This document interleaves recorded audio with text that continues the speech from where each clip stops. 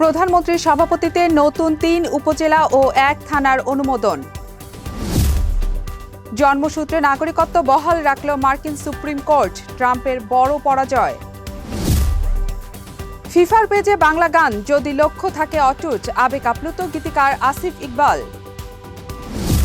স্বাগত জানাচ্ছি আশা home care prime news আয়োজনে। আপনাদের সাথে আছি আমি শাকিলা রুম্পা। এতক্ষণ শিরোনাম দেখছিলেন, এবারে বিস্তারিত। ছোটবেলায় আমাকে রেখে মা যখন কাজে যেতেন তখন তার দুশ্চিন্তার শেষ ছিল না, আর এখন আমার সেই অবস্থা। চিন্তা নেই, আপনার পাশে আছে আশা লেক্সা। যুক্তরাষ্ট্রে জন্মসূত্রে নাগরিকত্বের ১৫০ বছরের পুরনো নীতি বাতিলের ট্রাম্পের চেষ্টা নাকচ করে দিয়েছে দেশটির সুপ্রিম কোর্ট। ৬-৩ ভোটের রায়ে সর্বোচ্চ আদালত জানিয়েছে, যুক্তরাষ্ট্রে জন্ম নেওয়া শিশুরা সংবিধান অনুযায়ী জন্মসূত্রে নাগরিকত্বের অধিকারী। বিস্তারিত ডেস্ক রিপোর্টে। প্রধান বিচারপতি জন রবার্টস রায় লিখেছেন, যুক্তরাষ্ট্রে অনুমোদিত বা অস্থায়ীভাবে অবস্থানরত পিতামাতার সন্তানরাও সংবিধানের ১৪তম সংশোধনী অনুযায়ী জন্মের সঙ্গে সঙ্গে নাগরিক। ট্রাম্প নির্বাহী আদেশের মাধ্যমে এই অধিকার সীমিত করার চেষ্টা করেছিলেন। যুক্তি দিয়েছিলেন যে অবৈধ অভিবাসী ও কিছু অস্থায়ী ভিজিটরদের সন্তানরা সংবিধানের এই সুরক্ষার আওতায় পড়েন না। ৫ জন বিচারপতি একমত হয়েছেন যে ট্রাম্পের নির্বাহী আদেশটি সংবিধানের ১৪তম সংশোধনী লঙ্ঘন করে। বিচারপতি ব্রেট ক্যাভানো আলাদাভাবে মত দিয়ে বলেছেন, এটি ফেডারেল আইনেরও লঙ্ঘন। রায়ের বিরোধিতা করেছেন বিচারপতি ফ্লারেন্স থমাস, নীল গোরসুচ ও স্যামুয়েল এলিটো এই রায়কে গুরুতর ভুল বলে অভিহিত করেছেন।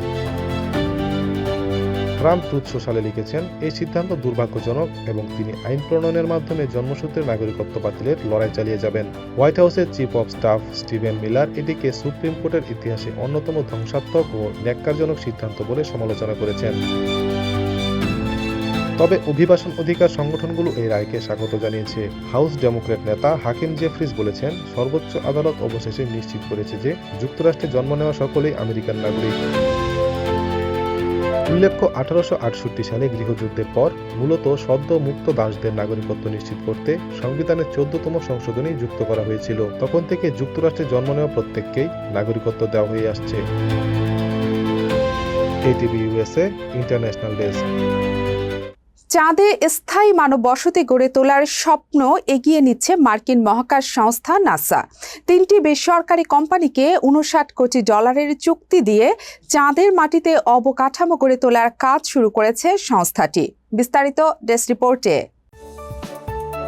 নাসা মঙ্গলবার ঘোষণা করেছে, অ্যাস্ট্রোবটিক, ফায়ারফ্লাই ও ইনটুইটিভ মেশিনস এই ৩ কোম্পানিকে চাঁদে বৈজ্ঞানিক যন্ত্রপাতি ও সরঞ্জাম পাঠানোর জন্য 4টি মিশনের চুক্তি দেওয়া হয়েছে। অ্যাস্ট্রোবটিক একমাত্র কোম্পানি যাদের 2টি মিশনের কাজ দেওয়া হয়েছে। নাসার মুন বেস প্রোগ্রামের নির্বাহী কার্লোস গার্সিয়া গালান জানিয়েছেন, এটি তাদের পরিকল্পনার প্রথম পর্যায়। ২০২৮ সাল পর্যন্ত চলা এই পর্যায়ে ব্যয় হবে প্রায় $১,০০০ কোটি। পরের 2টি পর্যায়ে ২০৩০ এর দশকে চাঁদে উপযুক্ত আবাসন ও বিদ্যুৎ উৎপাদন ব্যবস্থা নির্মাণের পরিকল্পনা রয়েছে। তবে ইতোমধ্যে বড় বাধার মুখে পড়েছে নাসা। অ্যামাজনের জেফ বেজোসের মহাকাশ সংস্থা ব্লু অরিজিন চলতি বছরই চাঁদের দক্ষিণ মেরুতে তাদের রোবোটিক ল্যান্ডার ব্লু মুন পাঠানোর কথা ছিল, কিন্তু মে মাসে লঞ্চ প্যাডে নিউ গ্লেন রকেট বিস্ফোরণে গুরুত্বপূর্ণ অবকাঠামো ধ্বংস হয়ে যায়। প্রয়োজনে ভিন্ন কোনো রকেটে ব্লু মুন পাঠানোর বিকল্প খতিয়ে দেখছে নাসা। নাসার অ্যাডমিনিস্ট্রেটর জ্যারেড আইজ্যাকম্যান বলেছেন, আমরা বসে থেকে অপেক্ষা করব না। ১৯৬০-এর দশকের মতো আমরা আমাদের অংশীদারদের পাশে থেকে বাধা অতিক্রম করব। এই প্রকল্পে আরও যুক্ত রয়েছে ইলন মাস্কের স্পেস এক্স, যারা নভোচারী পরিবহনের জন্য স্টারশিপ রকেট তৈরি করছে। টেক্সাস ভিত্তিক ফায়ারফ্লাই এই পর্যন্ত সম্পূর্ণ সফল মিশন পরিচালনাকারী একমাত্র কোম্পানি। গত বছর তাদের ব্লু গোস্ট যান চাঁদের বিষুব রেখার কাছে সফলভাবে অবতরণ করে। চাঁদের দক্ষিণ মেরু বিশেষ গুরুত্বপূর্ণ, কারণ সেখানে বরফের আকারে পানি মজুদ থাকতে পারে বলে ধারণা করা হচ্ছে, যা রকেটের জ্বালানি বা পানীয় জলে রূপান্তর করা সম্ভব। মোট $3,000 কোটি ব্যয়ে নির্মিতব্য এই চাঁদের ঘাঁটি নাসার আর্টেমিস কর্মসূচির অংশ, যাতে এ পর্যন্ত প্রায় $10,000 কোটি ব্যয় হয়েছে। চলতি বছর এপ্রিলে ঐতিহাসিক ক্রুযুক্ত চন্দ্র অভিযানের পর এবার নাসা 5 দশক পর প্রথমবারের মতো মানুষকে চাঁদের মাটিতে নামানোর প্রস্তুতি নিচ্ছে। তবে বিশেষজ্ঞরা সতর্ক করছেন, চাঁদে স্থায়ী বসতি গড়ার পথে প্রযুক্তিগত, রাজনৈতিক ও নৈতিক প্রশ্নগুলো এখনো অমীমাংসিত। এমনকি চাঁদে সঠিক সময় রাখার মতো মৌলিক বিষয়টিও এখনো সমাধান হয়নি, কারণ পৃথিবীর তুলনায় চাঁদে সময় সামান্য দ্রুত চলে। ATV USA news desk. New ইয়র্কে ছড়িয়ে পড়েছে ক্ষতিকারক এক রহস্যময় প্যারাসাইট বা পরজীবীর সংক্রমণ। এই পরজীবীর আক্রমণে আক্রান্তরা ভুগছেন তীব্র ও মারাত্মক ডায়রিয়া সহ পেটের নানা জটিলতায়। শুধু নিউ ইয়র্কেই নয়, যুক্তরাষ্ট্রের আরও 19টি অঙ্গরাজ্যে এই পরজীবী থাবা বসিয়েছে। তবে সবচেয়ে বড় হটস্পট বা সর্বোচ্চ আক্রান্তের সংখ্যা এখন নিউ ইয়র্কেই। Rashed Bappi report. Centers of Disease Control and Prevention বা সিডিসির তথ্য অনুযায়ী মে মাস থেকে শুরু করে জুনের মাঝামাঝি সময় পর্যন্ত সাইক্লোস্পোরা কেটানেসিস নামের এই ক্ষতিকারক পরজীবীর সংক্রমণে যুক্তরাষ্ট্রে অন্তত 145 জন অসুস্থ হয়ে পড়েছেন। এর মধ্যে নিউ ইয়র্কেই আক্রান্তের সংখ্যা সবচেয়ে বেশি, 31 থেকে 80 জনের মধ্যে।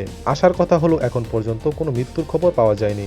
তবে চিকিৎসকরা সতর্ক করেছেন যে নিউ ইয়র্ক সহ অন্যান্য রাজ্যে প্রকৃত আক্রান্তের সংখ্যা আরও বেশি হতে পারে। সাধারণত এই রোগটি যুক্তরাষ্ট্রের বাইরে ক্রান্তীয় অঞ্চলে ভ্রমণের মাধ্যমে ছড়ালেও এবারে আক্রান্ত নিউ ইয়র্কবাসী বা অন্য কোনো রোগী সম্প্রতি দেশের বাইরে যাননি। যেহেতু এই রোগ একজন মানুষের শরীর থেকে অন্য মানুষের শরীরে ছড়ায় না, তাই মার্কিন স্বাস্থ্য কর্মকর্তারা নিশ্চিত যে নিউ ইয়র্কের বাজার থেকে কেনা কোনো খাবার বা কাঁচা শাকসবজি থেকে এই সংক্রমণ ছড়াচ্ছে। তবে ঠিক কোন খাবারটি এর জন্য দায়ী তা খুঁজে বের করতে সিডিসি ও FDA যৌথ অনুসন্ধান চালাচ্ছে। অতীতে ধনেপাতা, পুদিনা পাতা এবং সালাদের মতো আমদানিকৃত কাঁচা খাবার থেকে এ ধরনের সংক্রমণ ছড়ানোর নজির রয়েছে। চিকিৎসকরা জানাচ্ছেন, এই ক্ষতিকারক পরজীবী শরীরে প্রবেশের সাধারণত 1 সপ্তাহের মধ্যে লক্ষণ দেখা দেয়। এর প্রধান উপসর্গ হলো তীব্র ও প্রচণ্ড ডায়রিয়া, পেট মোচড় দেওয়া, বমি বমি ভাব এবং প্রচণ্ড শারীরিক ক্লান্তি। সঠিক চিকিৎসা না হলে এই সমস্যা 1 মাস বা তার চেয়েও বেশি সময় স্থায়ী হতে পারে, যা রোগীর শরীরে মারাত্মক পানিশূন্যতা তৈরি করে। তবে নির্দিষ্ট কিছু অ্যান্টিবায়োটিক ব্যবহারের মাধ্যমে এই রোগ নিরাময় সম্ভব। নিউ ইয়র্কের পর টেক্সাস ও ইলিনয় রাজ্যেও আশঙ্কাজনক হারে বেড়েছে আক্রান্তের সংখ্যা। এই পরিস্থিতিতে নিউ ইয়র্ক সহ পুরো দেশের সাধারণ মানুষকে কাঁচা শাকসবজি ও ফলমূল খাওয়ার আগে খুব ভালোভাবে ধুয়ে নেওয়া এবং খাবার প্রস্তুতি ও সংরক্ষণের সময় সর্বোচ্চ সতর্কতামূলক স্বাস্থ্যবিধি মেনে চলার কঠোর পরামর্শ দিয়েছে CDC. ATV USA news desk. এবার ছোট্ট একটা বিরতি নিচ্ছি, ফিরে এসে থাকছে। এবার অভিন্ন প্রশ্নে শুরু হচ্ছে SSC পরীক্ষা। ব্যস্ততার কারণে বাবা মার সঠিক যত্ন নিতে পারছিলাম না। তারপর সন্ধান পেলাম আশা হোম কেয়ারে। আশা হোম কেয়ার, ভালোবাসার পরশে প্রবীণদের পাশে।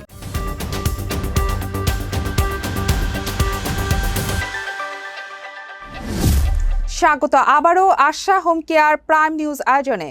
দেশের 3টি নতুন উপজেলা ও একটি থানা অনুমোদন দিয়েছে প্রশাসনিক পুনর্বিন্যাস সংক্রান্ত জাতীয় বাস্তবায়ন কমিটি নিকার।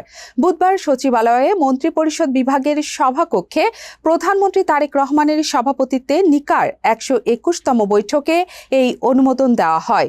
উপজেলার 3টি হচ্ছে চট্টগ্রামের ফটিকছড়ি উত্তর, কুমিল্লার বাংরা এবং ময়মনসিংহের গফরগাঁওয়ের পাগলা।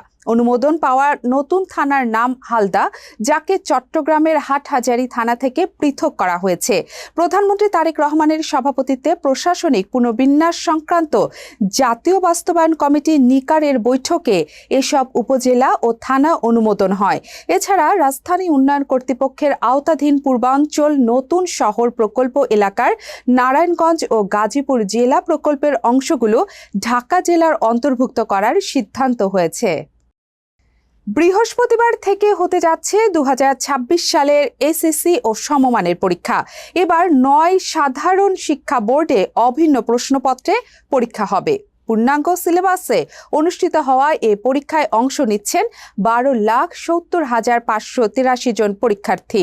সুষ্ঠু, স্বচ্ছ ও নকলমুক্ত পরিবেশ নিশ্চিত করতে প্রশ্নপত্রের নিরাপত্তা থেকে শুরু করে পরীক্ষার্থীদের জন্য একাধিক কঠোর নির্দেশনাও এরই মধ্যে জারি করেছে শিক্ষা বোর্ড।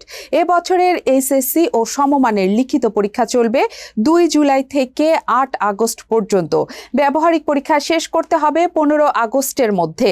ঢাকা মাধ্যমিক ও উচ্চ মাধ্যমিক শিক্ষা বোর্ড এরই মধ্যে পরীক্ষার রুটিন প্রকাশ করেছে। নির্ধারিত সূচি অনুযায়ী সকাল 10টায় শুরু হওয়া পরীক্ষা চলবে বেলা 1টা পর্যন্ত। দ্বিতীয় শিফটের পরীক্ষা অনুষ্ঠিত হবে বেলা 2টা থেকে বিকেল 5টা পর্যন্ত। পরীক্ষা শুরুর অন্তত 30 মিনিট আগে পরীক্ষার্থীদের অবশ্যই পরীক্ষা কক্ষে আসন গ্রহণ করতে হবে। হামের প্রাদুর্ভাবের মধ্যে চোখ রাঙাচ্ছে ডেঙ্গু। বর্ষার এ মৌসুমে শিশুদের পাশাপাশি বড়রাও আক্রান্ত হচ্ছে তীব্র জ্বরে। রাজধানী ছাড়িয়ে রোগটি এখন গ্রামাঞ্চলেও ছড়িয়ে পড়েছে। চলতি বছর হামের ভয়াবহ প্রকোপের মধ্যে আবারও মাথাচাড়া দিয়ে উঠেছে এডিস মশাবাহিত ডেঙ্গু। ইতোমধ্যে 58 জেলায় ডেঙ্গু রোগী শনাক্ত হয়েছে। বরিশাল বিভাগের জেলাগুলোতে ডেঙ্গু রোগীর বেশি দেখা যাচ্ছে। বিশেষজ্ঞ চিকিৎসকরা বলছেন, ডেঙ্গু ও হাম একই সাথে একাধিক অঙ্গকে আক্রমণ করে। তবে চিকিৎসকদের পরামর্শ ছাড়া অ্যান্টিবায়োটিক না খাওয়ার পরামর্শ জানিয়ে বিশেষজ্ঞরা বলছেন, আক্রান্ত ব্যক্তির উপসর্গ দেখে চিকিৎসা না নিলে পরিস্থিতি বিপজ্জনক হতে পারে। জুনে প্রায় প্রতিদিন 1000-এর বেশি শিশু হাম এবং উপসর্গে আক্রান্ত হয়েছে। একই সময়ে ডেঙ্গুতে আক্রান্তের সংখ্যা শতাধিক। চিকিৎসকেরা বলছেন, কিছু উপসর্গ দেখা দিলে দ্রুত হাসপাতালে নিতে হবে রোগীকে। আক্রান্ত হলে নরমাল একটি বাচ্চার শ্বাস নিতে কষ্ট হবে, কাশি হবে, অস্বস্তি অনুভব করবে, সারাক্ষণ কান্নাকাটি করতে থাকবে। এই বিষয়গুলো দেখা দিলে বাচ্চাকে নিয়ে দ্রুত নিকটস্থ স্বাস্থ্য কেন্দ্রে নিয়ে যাওয়া উচিত বলে জানানো হয়েছে। গাঢ় নীল ও হালকা জলপাই রঙের শার্ট এবং খাকি রঙের প্যান্টে ফিরছে পুলিশের পোশাক। মাত্র 7 মাস আগে অন্তর্বর্তী সরকারের সময়ে পরিবর্তন করা হালকা জলপাই ও গাঢ় নীল শার্ট ফিরিয়ে আনা হয়েছে। বুধবার নতুন পোশাক পরে দায়িত্ব পালন করতে দেখা গেছে পুলিশ সদস্যদের। নতুন প্রজ্ঞাপনে পুলিশের শার্ট ও প্যান্টের পাশাপাশি জার্সি, কার্ডিগান, পুল ওভার জ্যাকেট, নারীদের পোশাক, মাথার আবরণ এবং পূর্ণ হাতা পোশাকের রং সংক্রান্ত বিধানেও পরিবর্তন আনা হয়েছে। আগের বিধানে পুলিশের শার্টের রং ছিল আয়রন বা লোহা ধূসর, আর প্যান্টের রং ছিল কফি শেল বা কফি বাদামি ধূসর।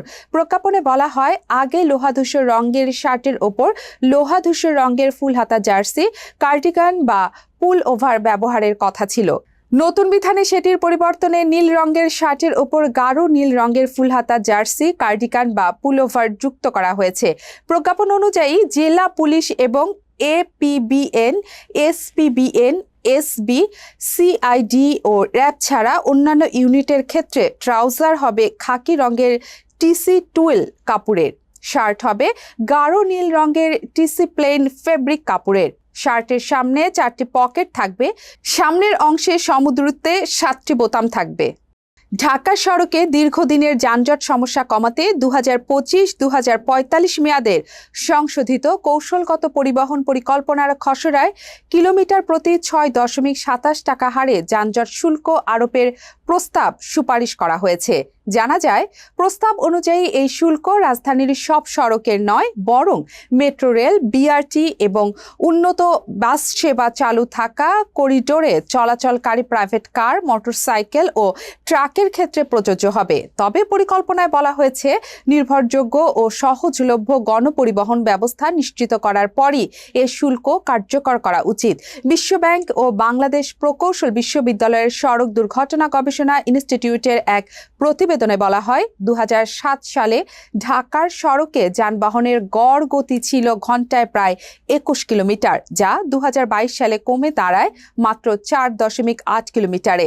1.5 দশকের ব্যবধানে রাজধানীতে যানবাহনের গতি ঘন্টায় প্রায় 16 কিলোমিটার কমে গেছে, যা নগরের চলাচল ব্যবস্থার ওপর তীব্র চাপের ইঙ্গিত দেয়। আবারও একটা বিরতি নিচ্ছি, ফিরে এসে থাকছে স্পাইডারম্যানের সঙ্গে মেসি, নতুন চমকের ভিডিও ভাইরাল।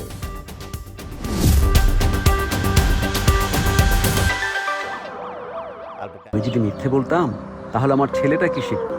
বাবা সব সময় সাদাকে সাদা এবং কালোকে কালো বলি। সাপ্তাহিক সাদা কালো, আমরা সাদাকে সাদা, কালোকে কালো বলি।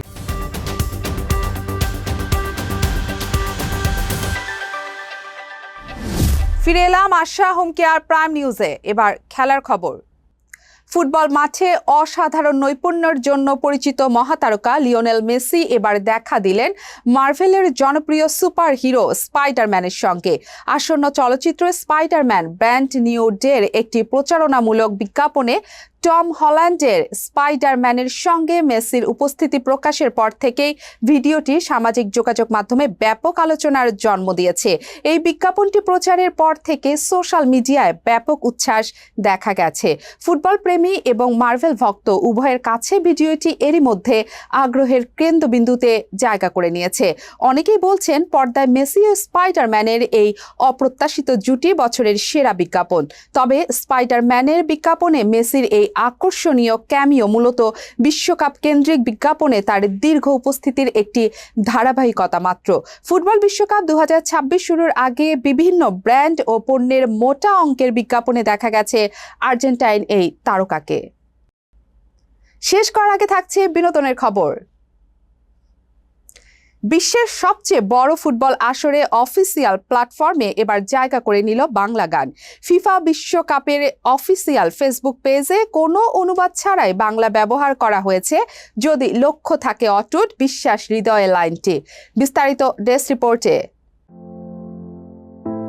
মঙ্গলবার বাংলাদেশ সময় বিকেল 3:52 প্রকাশিত পোস্টে ব্রাজিলের মিডফিল্ডার কাসেমিরোর ছবি দিয়ে ফিরে আসার গান হিসেবে এই লাইন ব্যবহার করে ফিফা। পোস্টটি প্রকাশের পরপরই ব্যাপক সাড়া পড়ে সামাজিক মাধ্যমে। অল্প সময়ের মধ্যেই 46,000-এর বেশি প্রতিক্রিয়া, প্রায় 2,000 মন্তব্য এবং 780-টির বেশি শেয়ার পড়ে।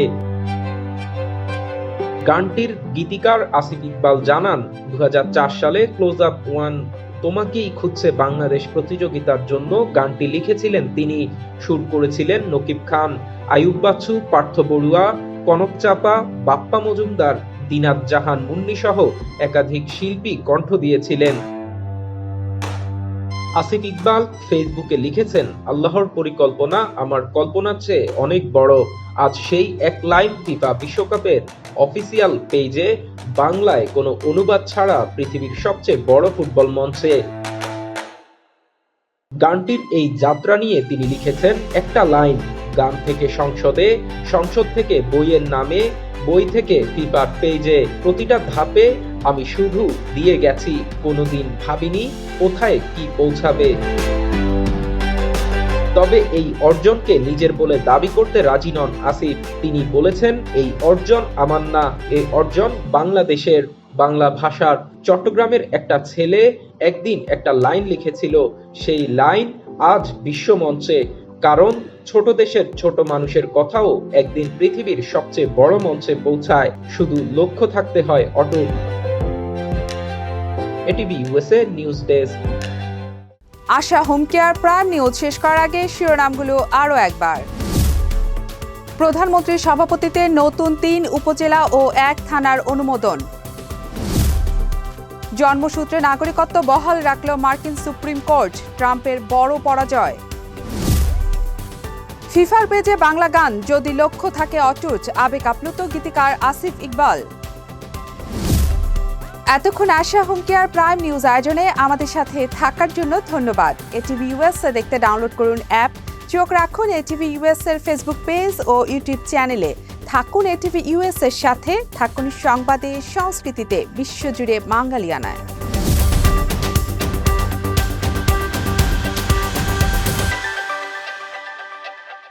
এটিভি ইউএসএ, বিশ্বজুড়ে বাঙালিয়ানা।